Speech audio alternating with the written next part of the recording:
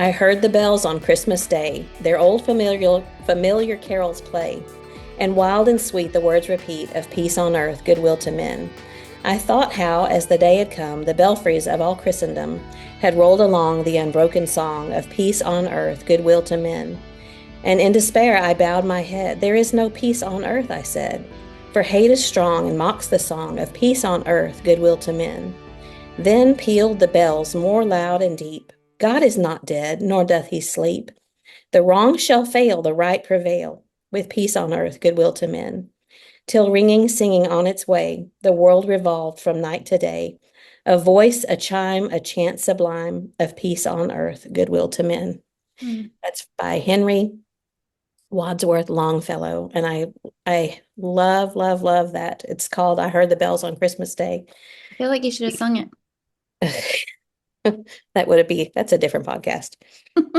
Merry Christmas, everyone. This is Christmas week when this podcast comes out, and we hope that everyone has a joyful time with family and enjoys the blessings that come with being together and giving and receiving, because those are blessings, and just being together, what a blessing it is. And I hope that no one has any stress, no one has any problems, no one burns anything in the oven or the stove. I hope the weather is wonderful and the kids can go outside and play and all of those good things about Christmas. So, Merry Christmas. We're going to have a discussion about something a little related. It can be related. Loving the unlovely or the unlovable, which sometimes we do come across people in a stressful time that are a little bit harder to love. Sometimes that's me, Ugh, but never. before we do that, I just want to find out how my friend Kathy Pollard over in Bowling Green, Kentucky, how you doing and what's going on over there? Doing really good. We're right in the middle of all the, fun holiday merrymaking with we're going tonight to Dale and Janelle's house, and Monday we're going to my sister's house, and then Christmas Eve and day, Carl and Emily are heading to Georgia, but everybody else will be coming here. So getting ready for all of that, and had kind of a momentous week because yesterday Apricot turned a year old. Mhm. And then Birthday tomorrow, cake? no, we didn't even, somebody asked us at church if we got her a present. We didn't even do that. She's a cow. It's We okay. didn't sing to her. We didn't do anything. And then tomorrow, Atlas, our youngest grandchild, turns 6 months old. So it's Hmm. special week here with everybody growing so fast and, good things. We had family pictures on Saturday. That's what Carl and Emily gave everybody for Christmas, which I love that idea. Oh yeah, what a And great there's idea. this beautiful park near where they live that has like an old log cabin out there, and then it has a pavilion that has a big stone fireplace. So we had pictures of us all in front of this log cabin and pictures of us in this big like stone hearthy looking thing, and um, Outdoor. outdoors. It was cold that day, and we're all wearing sweaters. So we didn't want to cover it up with a coat, but it was pretty cold. So some of our grins might be like, Hopefully there's no trickles of anything out of the nose. but I'm so excited to see them because it's the first time since we've had all the grands that all of us have gotten together, and there's going to be pictures of just Neil and me with the grandchildren, and then each family unit, and then just all the guys and just all the girl, all those special things that you do. So Did you have a photographer or did y'all just set up the camera and do it yourselves? no, Carl and Emily hired a photographer, and that's why it was their Christmas present for everybody. So we're looking forward to seeing those, but An excellent idea. it is. I loved it. I loved it. I was very And that's grateful. one of those things that people won't do. They just, oh, we'll do it later. But if it's Mhm. done for you, then yeah. Yeah, and they told us about this weeks ago and said we want to go ahead and get on it and pick a date. Does this date work for everybody? So it's been on the calendar for a while just to make sure we did it. So Mm, that was can't wait to good. see them. Yeah, and then the other big news that I thought I would share is that Neil's latest book came in yesterday. which we think looks really great. Dale and Janelle designed the cover. I don't guess it's really showing up too good. Yeah, And it's kind of dark from here, but the pictures yeah, that you put on it is social media. overcast and rainy today, so I don't have great lighting, but it's keeping the church from the wilderness. And it's a study of the wilderness that you read about in the Old Testament, the wilderness wanderings, the 40 years, and all the struggles that they had, comparing that to the challenges that the church faces and how to navigate those. So, um, anyway, we're really excited about that. And I've been tucking watercolor bookmarks in with the orders. And so now I'm like trying to scramble to get a bunch out really quick. And this was the ones that No. I'm doing this design today. So I've got like assembly line, I've just lined them all up and I'll do this color on all of them and then the next color and then the next color. So Yeah, yeah, I love that. And I got yeah, one. the good thing about it is it'll force me to get better at watercolor because now I'm getting a lot of practice in. So. This this is the one that you, Hey, yeah. yeah. And I have to confess that part of my reason for ordering was not just to get something for the girls, but because I knew you were doing bookmarks. I thought, Oh, something for me and something for them. thanks. And thanks for your order. I appreciate that. Yeah. Well, that's fabulous. And you can share a link, I'm sure next week. Or we're going to be off for a few weeks while we end of year celebrate. And before, at the end of this is the sixth season. We have Hmm. to think about that for a minute. And then before we start season 7 in Hmm. January of 2026. So hope Hmm. Three everybody full will hang years. around. Yeah, 3 full years of doing this podcast with you. it's been fun. Been Hmm. one of my favorite things ever to do. Well, and we're thankful to everybody who's been with us from the beginning. I mean, we're thankful for everybody, but there are some that have been listening from the beginning, and we just feel like family. It seems like now our community on Facebook and the Looking Up group. I love the interaction over there, and I love the funny things that you put in there, like your little experiment with your husband. Worked perfectly. He's Yeah, such a good sport, though. I walked in and I said, okay, he I really is. put my hand on your face, and this is what you need to say. And he did. But he didn't, if it'd been me, I'd be like, oh, I got to comb my hair. Don't, what am I going to say? But Mhm. he just did it all. He's just a good sport. He Good really guy. is. Yeah. Yeah, he's a good guy. I guess you can Well, keep him. Yeah. yeah. You've been up to. Well, I think that we've put almost 40 years into it. It's all right. It's going to work out. It might work out. Yeah, I think so. So we are not celebrating Christmas until the following week because, and we've always told the kids, well, for the last 10 years or so, we've just said, doesn't matter when, as long as we can all do it together, y'all pick a date and that it doesn't have to be on Christmas. So it's going to be January 1st through the 3rd when they all come down. Hmm. And so I feel like I have an extra week of preparation. I can hit up some of the after Christmas sales, which is going to That's be genius. nice. Hmm. Yeah, it works out well. So I haven't even wrapped anything yet. I've got a table over here that's got things sitting on it, but I had to organize them.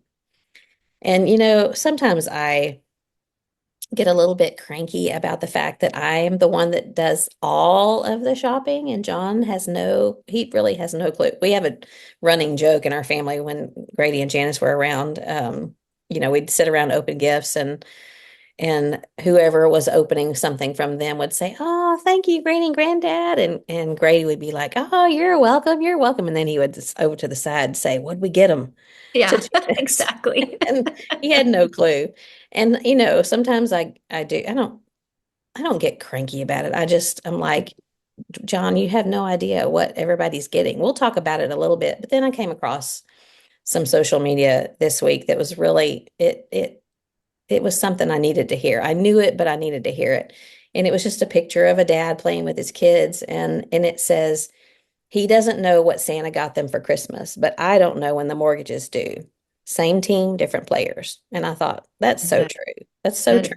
is so true. Yeah. He handles different things than I do. And I do, that's just what makes a team work is Hmm. fulfilling each role and not getting mad when the other one is not doing what you have to do. Because, I mean, I don't technically, he doesn't pay the mortgage. He does work to pay the mortgage. I pay the bills, but there's so many things that he does that I have no clue about. And so I can be very content and happy about that. Just thought that was such a great reminder. It is. And because we have the exact same scenario here that Neil shops for me and wraps my gifts, and I do literally everybody else's. Yep. And, it's a lot of work and you can get kind of cranky about that. But also, I showed him a reel that I saw the other day that was talking about this young man was saying that when he was dating the girl he was going to marry, he didn't know that one day he'd be going out to bust up the chickens' waterers, the waterer of the chickens that he never wanted in the first place. Yep. And I showed that to him and I thought, Neil has plenty of stuff that he could be kind of cranky about, because we have already had some really cold mornings and he's had to be out there busting up the water for apricot and the chickens. And when it's really cold, you have to do it more than once a day, like 2 or 3 times a day. Yeah. No It is thanks. not fun. It is not fun. And so anyway, that's all me, but he's doing it. Yeah. So I need to remember that I think when he loves you. when my back is hurting because I'm wrapping presents in the warm, comfortable house with Christmas music on in the background and hot coffee right next to me. Exactly. And John will offer. He'll say, "What can I do? I want to help you. You have all this stuff on your plate." And then I don't know what to tell him. I Yeah, do really you don't know really what to tell want him wrapping those presents? him.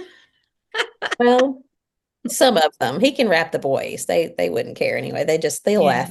And he would do it. He would do it. So I'm thankful for that. I wanted to share this sweet little globe came in the mail from Maury Best, and she's a friend. She lives in Georgetown, which is not very far from here, and it had a sweet note. And she said she saw it and just thought of world travels and thought that she was just very sweet and appreciative, saying nice things about John and me. And she listens. I know she's a listener, and so I wanted to just say a public thank you to Maury Best. And I also wanted to mention that we went to Clara's Christmas program. Clara is our oldest son's youngest daughter, and she's 4, and she goes to it's a little preschool. The Katy congregation has a little school called Yellow Brick Road, and she's in one of the classes there. And so we went down to Katy last Thursday, and I mean, if there's anything cuter than a bunch of 2, 3, and 4-year olds singing Christmas carols, I don't know what it is. And it was just they were reciting some memory verses. It was kind of like an end of the semester little program for their school, and then they all Mhm. had the Christmas hats. And she came in and sat down with her class and was sitting there, excavating, doing what 4-year olds do. And to protect, which I've already ruined it, but to protect her future teenage self, I will not share pictures of it, but I did take some. So it was As long cute. as she didn't eat what she excavated. I did not see her do any of that. So Yeah. thankfully, there was none of that. Oh, But oh it man. was fun. So cute. Yeah. What a cute name for a little preschool. Yep. Yellow Brick Road. That's adorable. It's been around for a while, and Jackson and Emmy both attended, and Aaron's been real involved in it. And Jordan works there, so he can see Claire all the time, and Yeah, she loves it. that's great. That's You got great. anything else before we dive into our topic? I don't think so. Oh yeah, I do. Okay. I forgot to mention after we took family pics last Saturday, I had heard about this little local barbershop singing group in Bowling Green called the Caveman Chorus. And they were performing in town just for free. And so after it was like 4 o'clock that afternoon, and so we had our pictures taken. We all went there, listened to the barbershop group, and they were really good. They sounded good. And you can join them. They practice every Thursday nights, and then they start performing at different things throughout the years. Like you can go sing with them. And I was trying to convince Neil and at least one of our kids. I was like, y'all Mm-hmm. should do this. It'd be so much fun. But nobody bit. But they sent. I love barbershop. Mm-hmm. And my grandpa's first cousin was in, I've probably mentioned this on here before, but the barbershop quartet on the Music Man. And so I've always loved it anyway, but they had really tight harmony and they were fun and they were telling little holiday jokes, like corny jokes throughout their performances. And at one point, they asked for any kids in the audience that might want to come up there and sing with them. So Rich, our oldest, he's going to be 3 next month, just pops right up and walks over there. And he was the first one. And it took, I think, maybe one or two older kids finally went down there, but he was the first one. He just walks up there and he just stands out there right by the director, just looking around. Not shy at all. And then it wasn't until they gave him a piece of candy that Jude was like, wait, what? And so Yeah. Jude gets down, walks over there, they hand him a piece of candy. And then Jude decided to turn right around and come right back where we were Hmm. sitting. So he didn't hang around for the actual singing part. So then the chorus starts going, hey, what are you doing? Well, then he got embarrassed and started crying right there in front of everybody. As he's coming back, he lurks around. He starts crying and running to his mom. Ah! Yeah. And then everybody's going, oh, Mm. Poor little it was guy. funny. It was so cute. Well, that was a And we neat all thing. went to Chick-fil-A afterwards. So it was a fun day. Do they travel? This group, do they travel? I don't know. I know they're Bowling Green based and they perform at different, like at Mammoth Cave. They Hmm. perform in Mammoth Cave, Wow. but I don't know beyond Bowling Green if they travel. So Yeah. it's the first I'd ever heard of them. Hmm. Dad used to sing barbershop too. And I don't remember, he was with a group for a while, but they just played with it after that. As I was growing up, he would get groups together and they would sing, and it's just a neat Very men's fun. harmony. Oh, Hmm. I love it. Yeah. That's cool. Well, only one more thing I want to mention, Okay. and I got your Christmas card yesterday, and Dale's drawing. I always look forward when I see your card coming. I look Mhm. forward to see what Dale has drawn, and it's fascinating. I mean, all of the pen strokes in there, and I don't know if he used pencil or pen or what it is, but I think he used the pen. intricacy of what he does is amazing. He's really good at it. And every year we just say, we need a drawing for the Christmas card. And he sends us something. And we have so many members that look forward to it. They send us pictures of their collection. Like Yeah. they pull them out. Rita McGuire is one of them. They pull them out and put them on their fridge in the Mm. holiday season. Or somebody told me that they've got them on their desk at work. They just leave them up, you Yeah. know. And one of our older members is missing one from one year and it's driving her crazy. So, That's fun. but he's been doing that for several years. Yeah. I wondered if this was the Polar Express or if that was the inspiration or just I don't think so. I don't think so. He usually does something like he's done trucks and airplanes. And so this year he did a train. almost always mechanical. Mm-hmm. Mm-hmm. So it's catching a glimpse of his heart. Yeah. All right. Anything else? I don't think so. Well, he is lovable and it's easy to love him, but I would venture to guess that there may be times that he's not so lovable. Like Nah. all of the rest of us have struggles with being unlovable and loving the unlovable. And this is something that I have had written down. I have a running list in my iPad of possible podcast topics and really wanted to come up with something just fun for Christmas week. Then I thought, well, this is something that probably would be helpful because you're Mm-hmm. going to run across people that are a little Stress. stressed out or just too busy or sick. People get sick this time of year and Or just, even sad, you know. yeah, yeah, Holidays can be exactly. difficult. Mm-hmm. And sad can make you not very pleasant to be around. So, yeah, that's a good point. But I was thinking about loving the unlovable and how hard that is sometimes and how to be like God, we have to love the unlovable because God, that's the definition. God is love, and there's so many aspects of God that prove him to be one that loves the unlovable. And when you think about who are the unlovable, and of course, I am one of those that is not lovable. At times, I can be lovable, and then probably more often than not, maybe not quite so lovable. But I think that it is everyone. Everyone If has you say times so. of, except for Kathy Pollard, who is never unlovable. But who, so who comes to mind when you think of unlovable without being specific? No, I thought about there's those that are distant in our sphere that really aren't in our sphere, politicians or Mhm. um, celebrities or whoever. And there are plenty of those that there's things that happen this week that are just very sad and distasteful and just hard to watch for people that we don't really know, and they're unlovable. but Mhm. God calls us to love even them.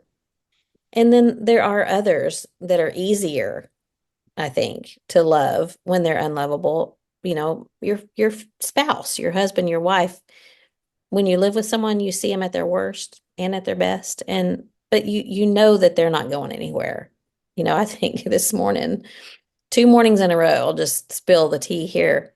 John and his phone. Half the time he has it on do not disturb and does not get the text or the phone call or whatever. And then he turns it off and forgets to turn it back, turn do not disturb back on at night. And so this morning and yesterday morning, 5:15, he gets a text and it's loud because he has to have it loud. And it made me a little cranky, I will confess. You know, I wasn't quite ready to get up yesterday. Today I needed to, but I and so I came out, made my coffee, sat down, and he came out and he wakes up happy. And he came out and he said, "You're beautiful even when you just woke up." And I was sitting there with a not a very pleasant expression on my face, I'm sure. So I thought, well, that's appropriate. I am not being very lovable right now, and he's still loving me. So I think it's a little easier to love the unlovable when it's somebody that we dearly love. But what And our about, children. yeah, Children mhm, aren't always lovable, but we love them anyway. you have to.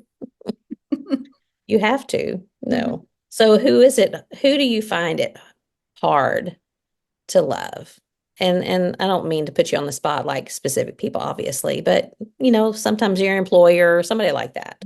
I just always think about the person that never, the only time they ever speak up is when they're criticizing. Mhm.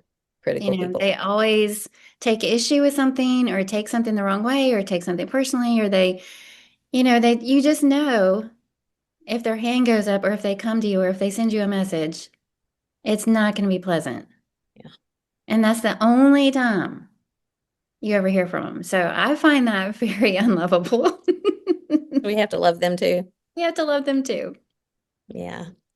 So I thought about, well, I thought about fellow church members sometimes. We all, most of us anyway, that are listening to this podcast, I would imagine are members of a local body somewhere. And there are going to be other members of your congregation that maybe you don't click with them. Maybe y'all just disagree about things, or it might be that they just annoy you. And, I think about that. I think that's my heart problem, not so Mm, much theirs. Just right. people that are we're not going to click with, but we're Mhm. still called to love them.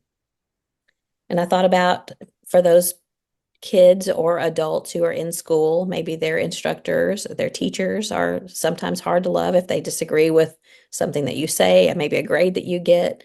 I thought about drivers on the road, which tends to be one of my weaknesses when they, do things that are dumb on the road, and Mhm.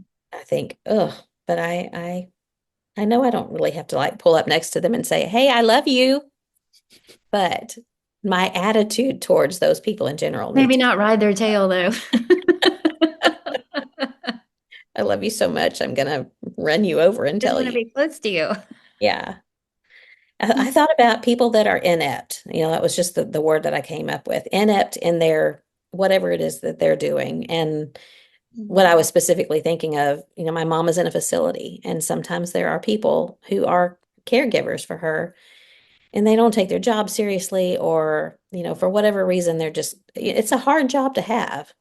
Mhm. And I get frustrated sometimes because I feel like they're not doing what they need to be doing to take care of my mom. And so I find it hard to love them. There's one in particular, and she is one who loves to tell you when you're doing something that you're not supposed to be doing, or you need to do it a different way, or you shouldn't have that in your room, or you can't sit there, or don't, but she's not, she comes around and will be pleasant. But anyway, I digress. I have to love her too. But what about friends? Sometimes our friends are not so lovable. Friends who maybe don't show up like we expect them to. And there's that word expect. We sometimes have those expectations that are not realistic. So then I thought about Jesus and his friends. And, there's Peter, who was always quite rash in the way that he did things, or um, he wasn't always lovable. The three that fell asleep when Jesus was praying, maybe wasn't quite so lovable. So many times when you read about accounts of his apostles, they didn't understand. And I wonder, sometimes I look at the things that the Bible says about Jesus at those times, and he would say things, do you still not understand? I read that with frustration, but I don't know that that was what he was feeling, because he was God. He is God. And so was he frustrated with them, or was he just trying to get them still to understand? I don't know. So there are those who are unlovable, and everybody that's listening, I'm sure, can think of people in their life that they have had a struggle loving like God wants us to love. So, do you have anything you want to add before we keep going? No, keep going. Okay. So, how do we love the unlovable? And there were several things that I thought of, and then I read Carl's article this morning, which I thought was so good and spot on with what I was trying to put into words. And he didn't call it loving the unlovable. He called it walking worthy.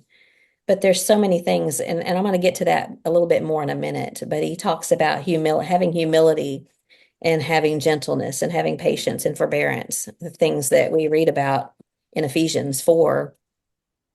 But before we go through that, I wanted to just mention how to love the unlovable is that we first of all have to choose to love God first.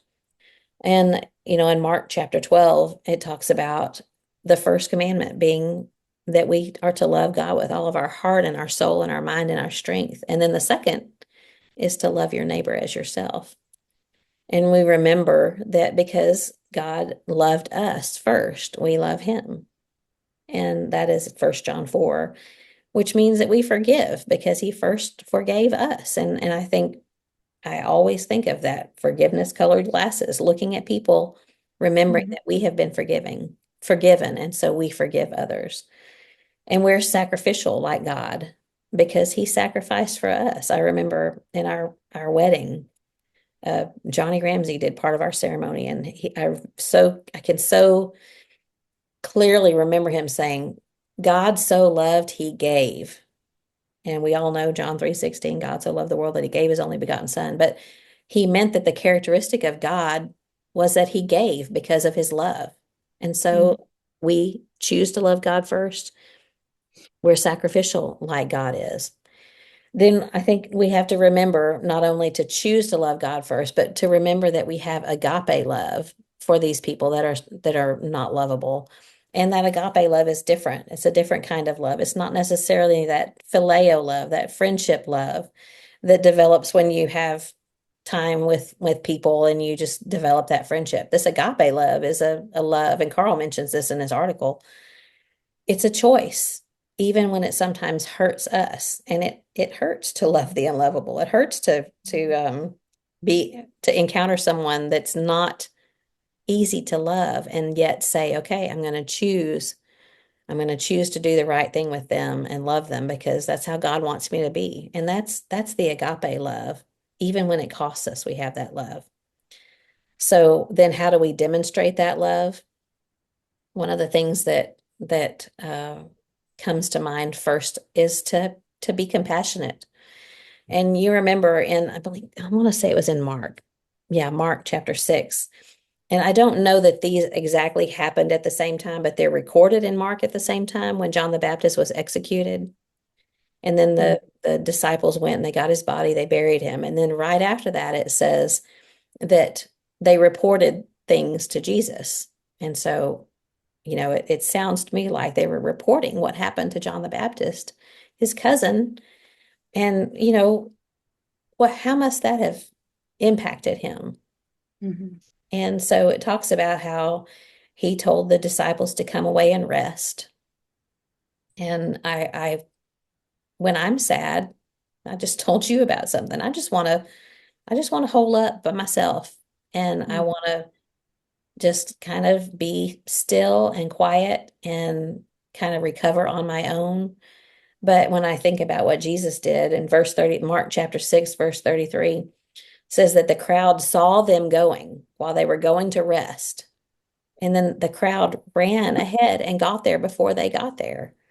And the Bible says that when Jesus went ashore, he saw a large crowd and he felt resentment. He didn't feel Mhm. resentment. It says that he felt compassion. He felt compassion on this crowd that to me was intruding upon his private time of needing to grieve or to rest or to just to recover. And here's this big crowd. And I know how I would have reacted. I would have been resentful or I would have been angry. I would have been, can you believe these people? I'm stretched thin. I just need some time by myself. But Not now. yeah, give me a little time. Yeah. But that's not what he said. It says that he felt compassion because they were like sheep without a shepherd. And that comes to mind so many times to me when I'm impatient with someone and I feel like, especially someone in the world, and I think this person is a sheep without a shepherd. And we need to learn to feel that compassion. So once again, I talk too much. It's your turn to talk. And then I want to talk about Carl's article.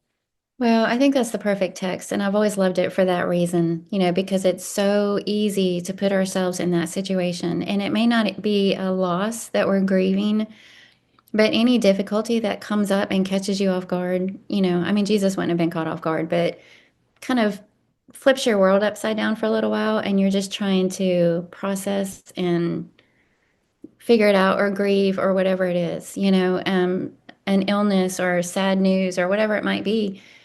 And I think I'm definitely react the same way you do. I don't want to be worrying about all my other commitments right now or anybody else.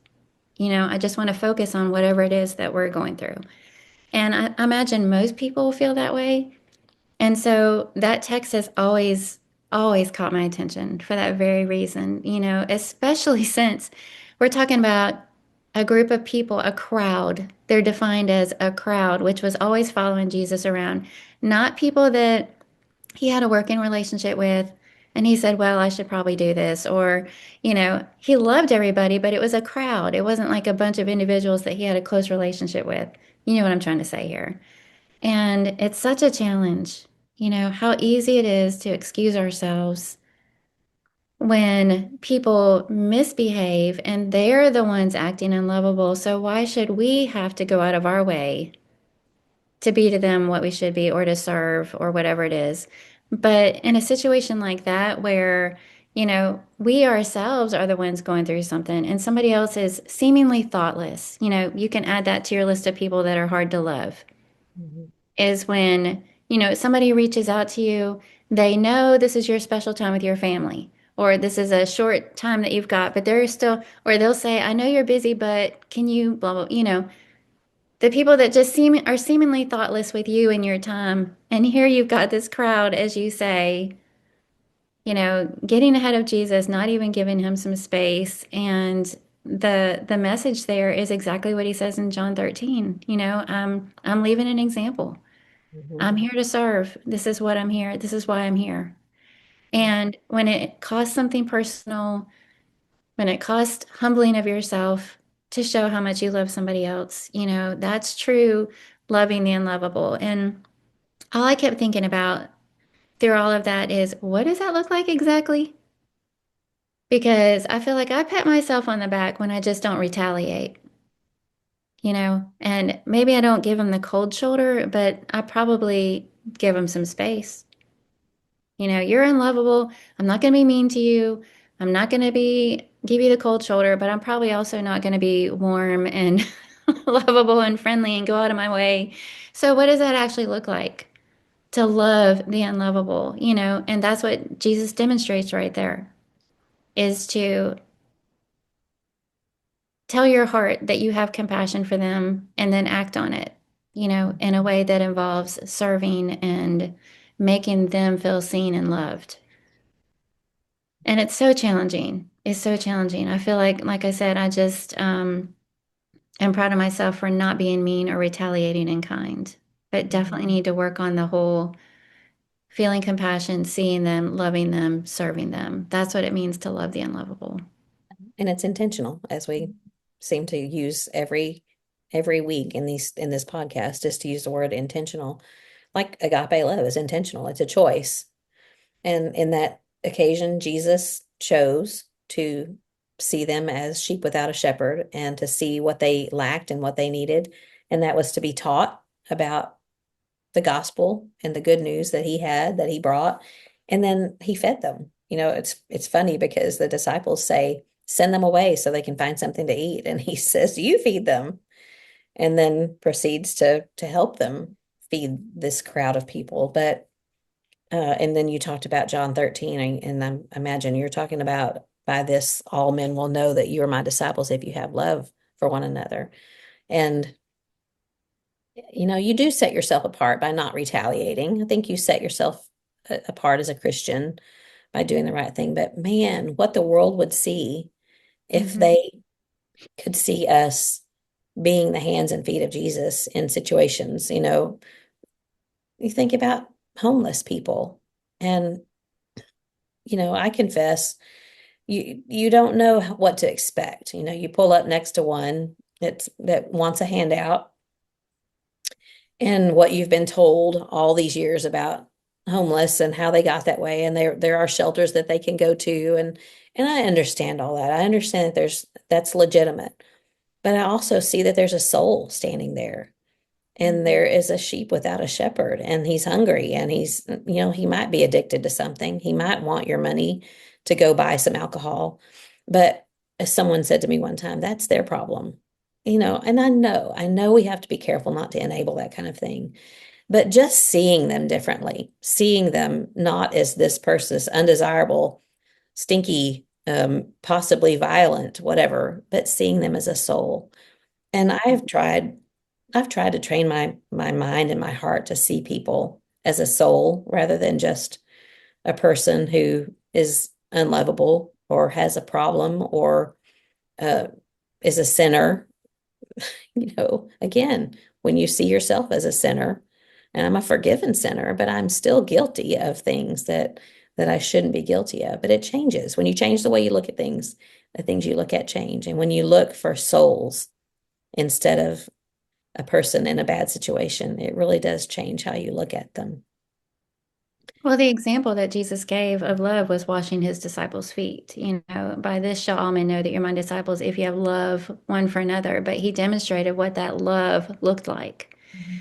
It was very intentional, very actionable, very humbling, and he knew everything about those men that he lowered himself and washed their feet for, and what was to come, what they were going to do. And but he says, this is what that love looks like. Can you imagine knowing in advance when somebody's going to be unlovable? Like knowing ahead of time that somebody will do something to you, Mm, but still going out of your way to love and serve and show them how much you care about them. Man. mm, yeah. So I wanted to bring up Carl's article, and he is talking about Ephesians 4 2, the version that he used says, be completely humble and gentle, be patient, bearing with one another in love. And he talks about how chapters 1 through 3 of Ephesians are talking about God's grace. And so this is a transition to practical living, he says. And man, this is something that we probably face, if not every day, almost every day. Mm. And I mean, it's not much more practical than this to think about the people in your home, the people in your life, the people that you work with, the people that you encounter in the grocery store, the people that teach you or that you teach, the nurses in the nursing home or in the doctor's office.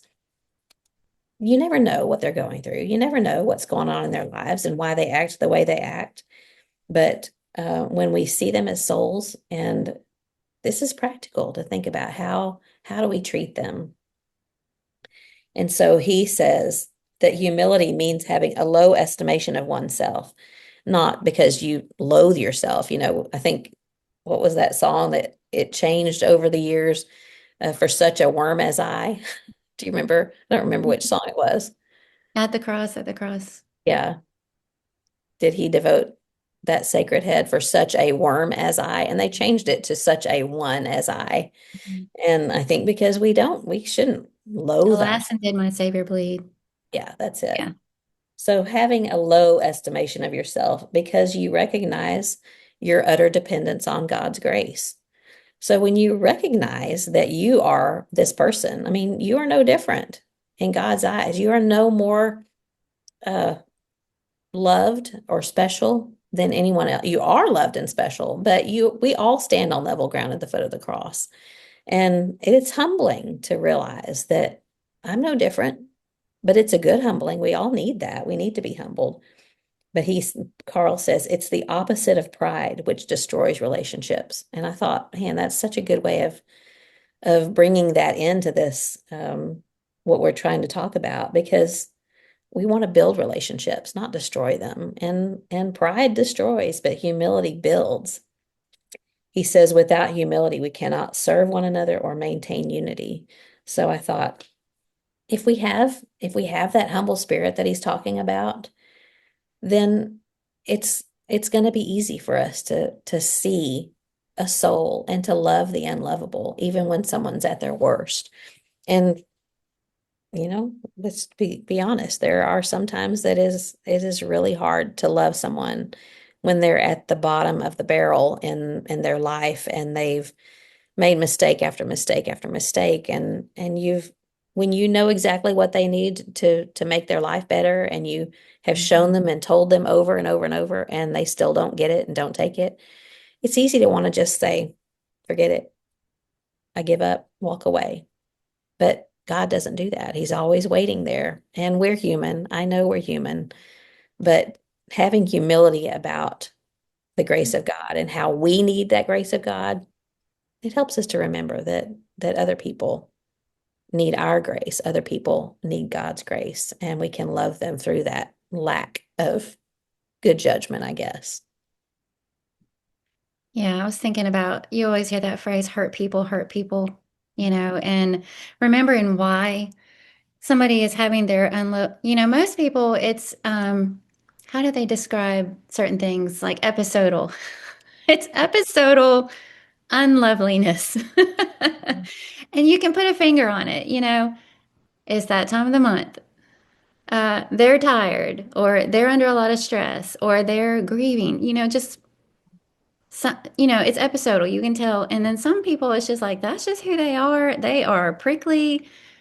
It's like hugging a cactus or a porcupine or whatever. That's just the nature of their personality. But it does help to remember there's a reason, why they're the way they are, why they're acting the way they are. And if we remember that, I think it'll help us with the compassion thing. Maybe they are hurting or they've been hurt and they're lashing out and they've developed this hard outer protective shell, that just pushes people away almost intentionally, and in some cases it's like, no, there's no real reason. They're just mean. They're just mean old nasty people, and they're only looking out for number one and they're living hard and making everybody else miserable. And but even then, isn't that a reason for compassion? Because how sad and lonely, and they don't have peace.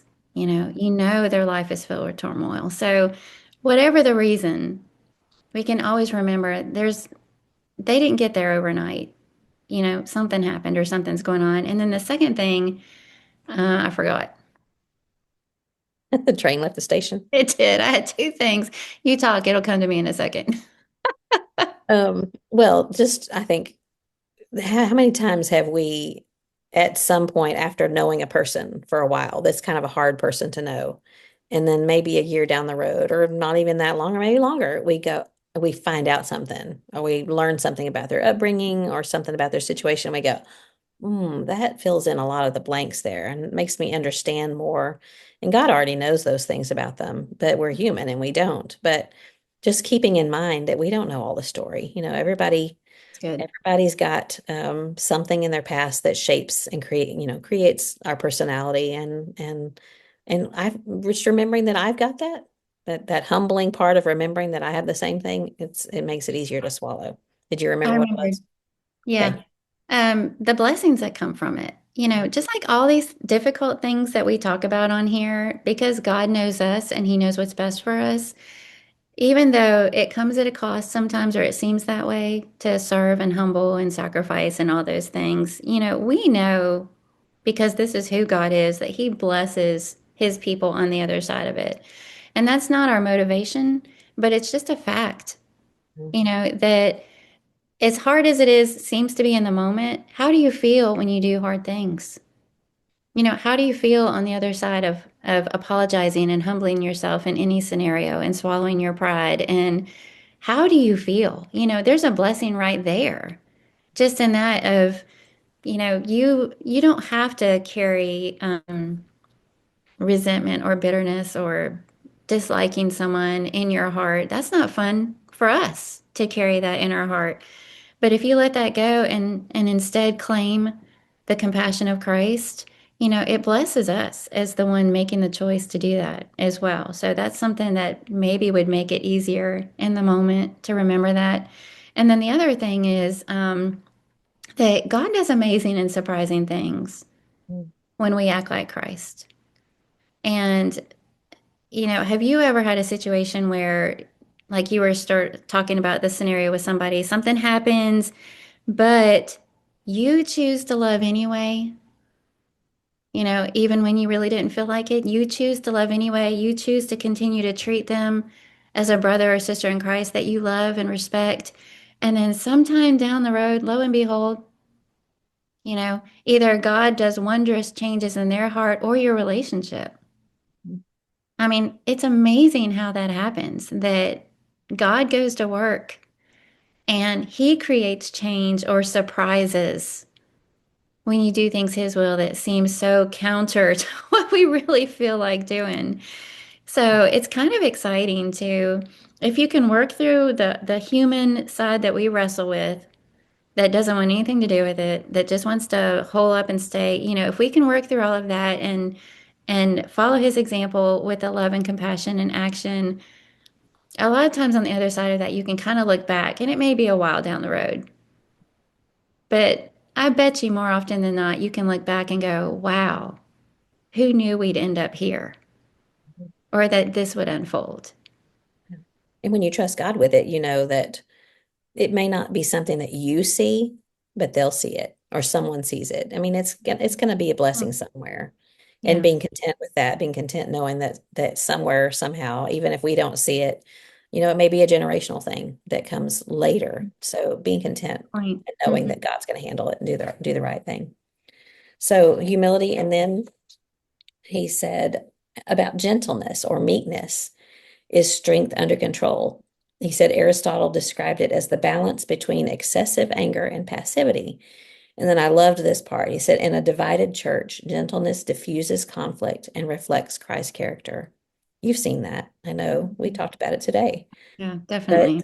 man, um, an unlovable person does not bring out the gentle side in me. In fact, I was thinking this morning that usually if John's mad at me about something, it just makes me mad. And I think that's a real character flaw.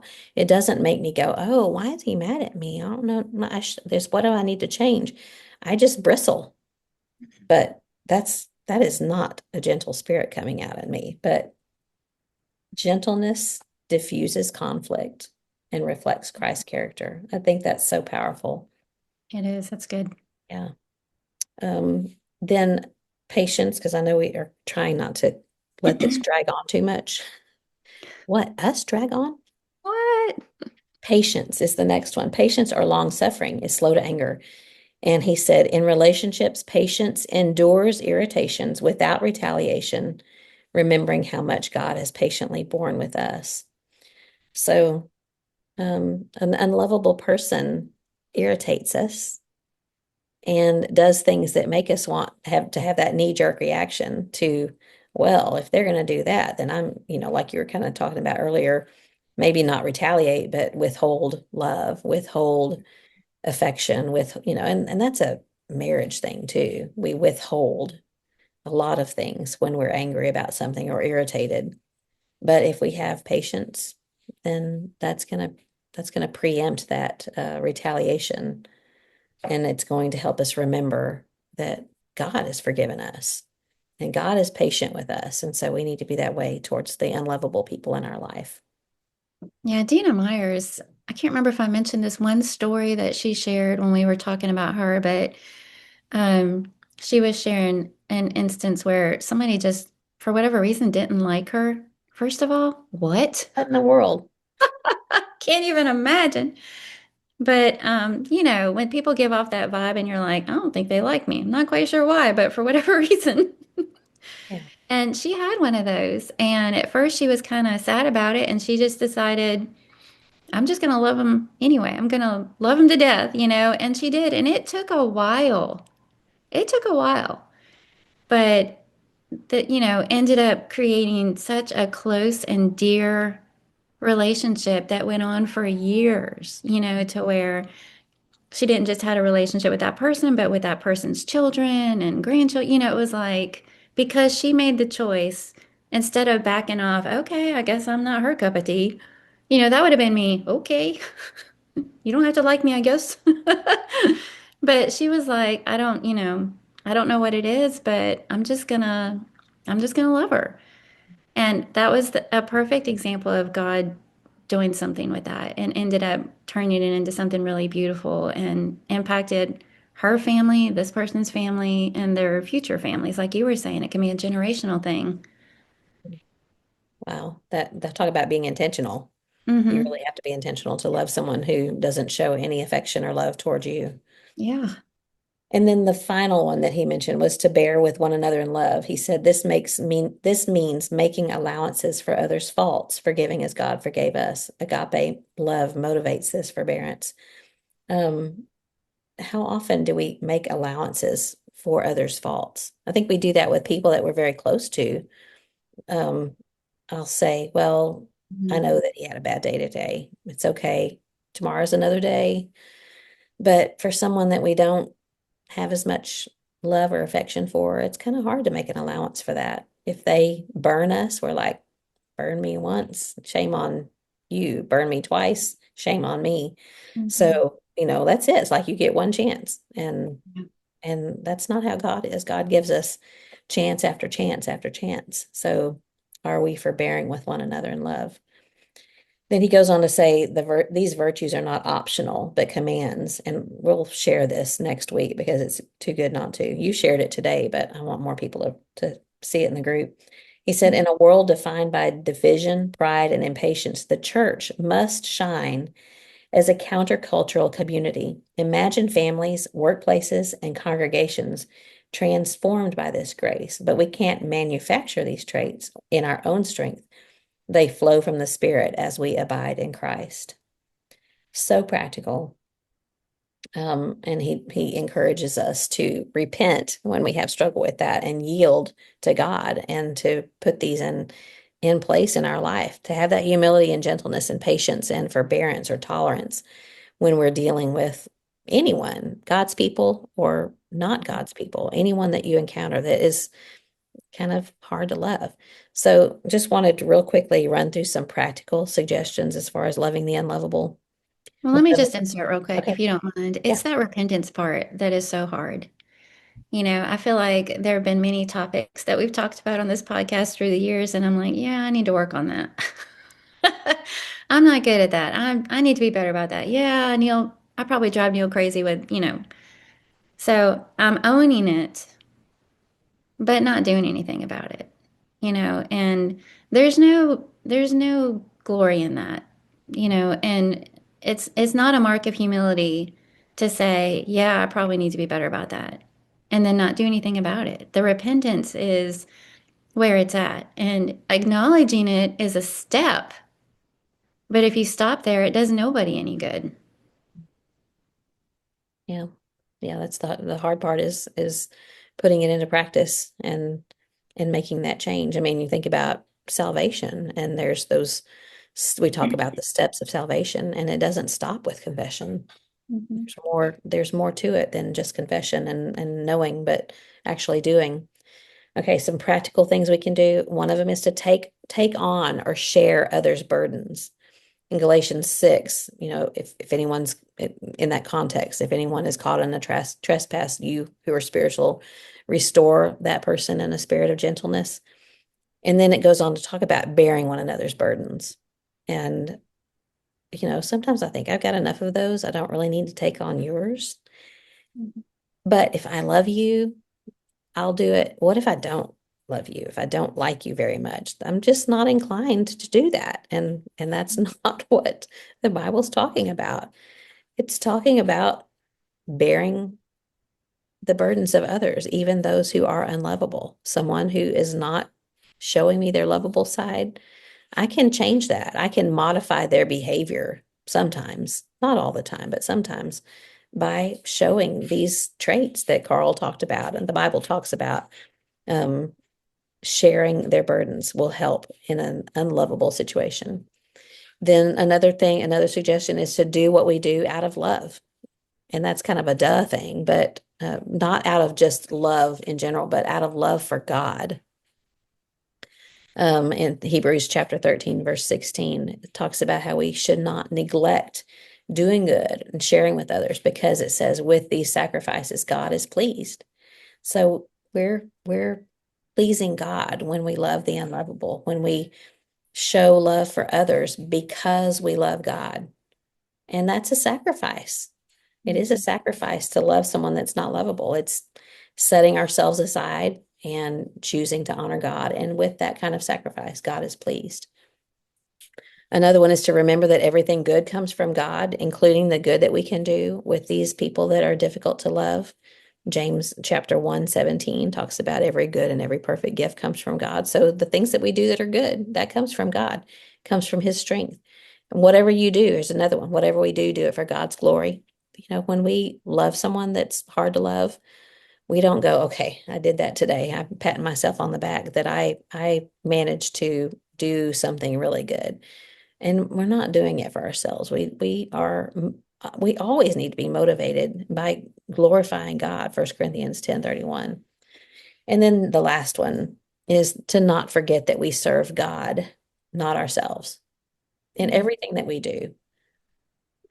we do in life is to serve God and not to serve ourselves. And we get those backwards so much. We serve ourselves all day long, every day. It's what I want. What do I want to do? How do I want to do it? I'm too tired, whatever. But it really changes our motivation when we remember that we're doing things and we're serving God, not ourselves.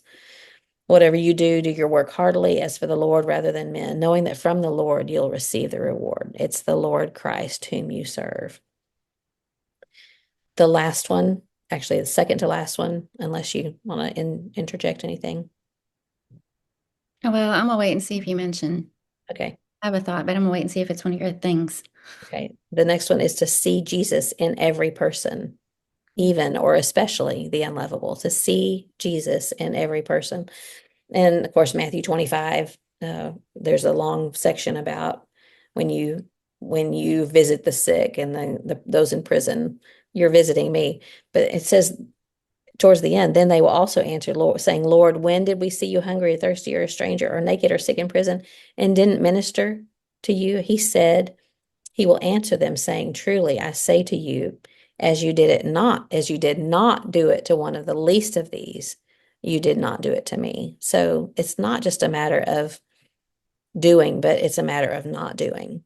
So see Mhm. Christ in every person. And then the last one is to be confident that God will provide the strength that we need to do the hard things, to love the unlovable, to show the love of God to every person that is hard to show the love of God to. Ephesians 6:10, it's talking about the armor of God there, but it says be strong in the Lord and in the power of his might. And that helps so much to know that I'm not doing this out of my own strength. I'm doing this using the strength of God. And that helps me a lot. So when Instead of just thinking, I can't, or I don't wanna, I I don't can't wanna. do that. Mhm. Yeah. So that's it. What do you That's have? really good. Very toe stepping, but really good. Just a couple of things. I would say, remember that we don't know everything. Because we were talking about earlier, hurt people, and remember, maybe something they've gone through. But a lot of occasions, we really don't know the whole story. I would say in everybody's case, we only know about people what we think we know. We don't know everything. We don't know the whole story. God does. And so there's always, there should be grace and compassion for that reason alone. And I remember one time in a congregation I'll not name, there was somebody that I, definitely got the vibe that they didn't like me. And one day we ended up having a conversation, and I can share this because I'm not patting on my back because I was not being intentional. It's not like I said, well, I'm going to be the bigger person and go talk. We just ended up thrown together in this scenario. Neither one of us asked for it. It just happened. And so I just said, hey, how are you? I just started a conversation, and she, like, her eyebrows went up, like she was surprised. And she just lit up and she started talking to me. And from then on, every interaction was completely different. It was like she sought me out and smiled and said, hey, how are you? And what I learned in the moment was here I am thinking, she definitely does not like me for some reason. I think she thought I didn't like her. Yeah. And I know that my face can look that way when I don't mean for it to. And so all this time I was thinking, I don't know what her problem is. I don't know what I ever did to her. And I think the truth of the matter was she was assuming that I didn't like her. And when I came and spoke to her, because I had to, she was pleasantly surprised. And it changed everything. So we don't know everything. We like to know and we think we need to know, but we don't. And we make some assumptions, and sometimes they are way off base and they're just completely wrong. We are wrong. We are in the wrong. And I think it's so important that we remember that. There's a lot of people that build walls of protection. They're protecting themselves. They think that they're protecting themselves by having these walls up. And I think part of loving them intentionally is trying to crack away at those walls. And Yeah. sometimes it takes a while. Yeah. Yeah. That's a good visual too. Yes. And then the other one was remember that we may be an answer to someone's prayer. Mm, You ever pray for your kids, surround them with people that will keep them close to God? And probably that unlovable person has people in their life who are praying that very thing for them. And that may be us. God may be trying to answer that prayer through us in our engagement with Him and the offer of love. what a great point. Yeah. And we should want to be, ask God to provide us with opportunities to be the answer to someone's prayer, because those unlovable people are loved by someone. They have a mom, they have a dad, they have Hmm. people that for whatever reason, may be distant, but God can use us if we allow him to. If we want him Well, to, just ask think him to. about people that start pushing people away, because they're acting badly. They're in a major rage against God and they start acting out and they act badly and they start pushing away everybody and disappointing everybody. That person's spouse or mother or grown daughter Mhm. Yeah. I know of is people, begging God to send somebody to intervene. yeah, that I'm thinking of someone specifically who during her teenage years kept messing up and kept messing up and kept messing up and got to the point where she felt like she was too far gone. And if it weren't for people that loved her through that unlovable period of time and proved to her and showed her, God's love of forgiving over and over and trying to crack open that shell, and reminding her that you're never too far gone. It takes a lot of effort to try to break that cycle, that self-defeating self-loathing that came up earlier in the topic. So, okay. Okay, that's all I have. You have anything else? Do you have anything good for me? Just want to pray that when I'm the one that's unlovable, I'll recognize it but also be grateful for the people who are acting like Christ toward me anyway. Yeah. Don't you find, do you find this in yours and Neil's relationship? It seems like with John and me, there are times when I'm weak, he's strong, and Hmm. when I'm strong, he's weak, and we balance each other out in some of these areas. So, Hmm. and friends Absolutely. can do that as well. Hmm. Yeah. Yeah. Merry Christmas. Be patient with those people in your house this That's week right. during Christmas. Oh, So, do you have something good for me? I do.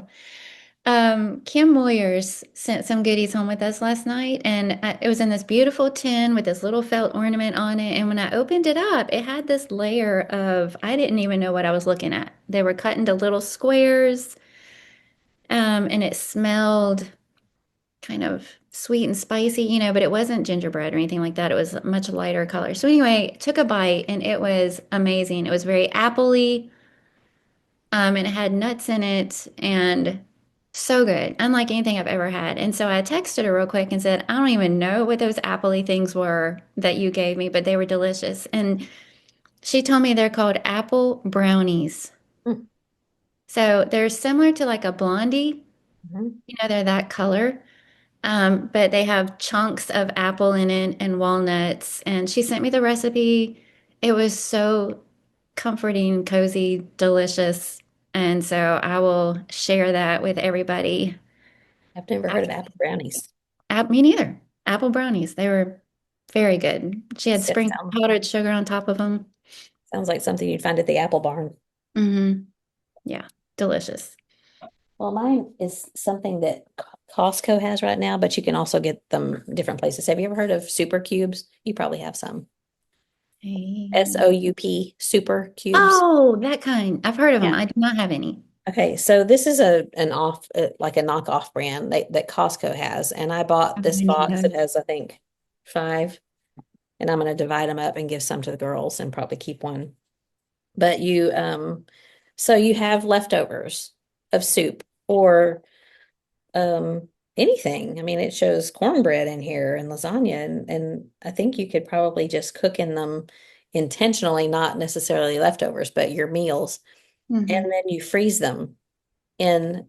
I'll pull one out so it maybe is a little more clear. So you freeze your food in these cubes, and then when you're ready for whatever it is, this is the small one. So I think you would do maybe just an individual serving of corn casserole, let's just say. But then Hmm. you freeze it and then you can pop it out and then stick them in a bag. Or I mean, I think it's probably better not to leave them in this, but to pop them out, put it in a Ziploc bag, and then they call them super cubes because with soup you can freeze an individual portion of soup and then have them in a Ziploc bag that you can just warm up one portion. And it's so helpful for me because I tend to leave leftovers in the refrigerator until they are not any good anymore. It's like Hmm. black eyed peas. I love black eyed peas with corn and cornbread. I mean, with ham and cornbread, but I get tired of it when it's just the two of us. Hmm. I get tired of it before we're out of it. And so if I can freeze little individual portions, then it's like Christmas to me when I go and have those in the freezer and just one serving and I can warm it up and then it's like you have a meal that you didn't have to prepare because you already prepared it. Anyway, I may be the only one excited about it, but I think super cubes are pretty neat. And I was That is neat. excited to find these at Costco. And then if you have more than one type of soup and you and your husband want something different, you could Yeah. say, do you want broccoli cheddar or tomato or whatever, and heat it up. That's awesome. It reminds me of Kim Kasarjan. I don't know if she still does this, but they used to have one day a week that was leftovers. I think it was Wednesday because it was easy to do before church. And she'd keep her leftovers throughout the week. And then on Wednesday, pull them all out and heat them up. And her family would just go through and everybody get what they want, which I thought was genius. But I'm thinking you could really do that with those super cubes. You don't have to worry about anything going bad. You could do it for a couple of weeks, pull everything out, make sure they get eaten. Yeah. Yeah. John loves leftovers. I'm lucky in that regard. Carol Nelson is the one that told me about these super cubes in the first place. And so I went and looked them up. They're kind of expensive, that brand, but this is like $30 for five. So I figure parceling them out and sharing them will be a good stocking stuffer gift.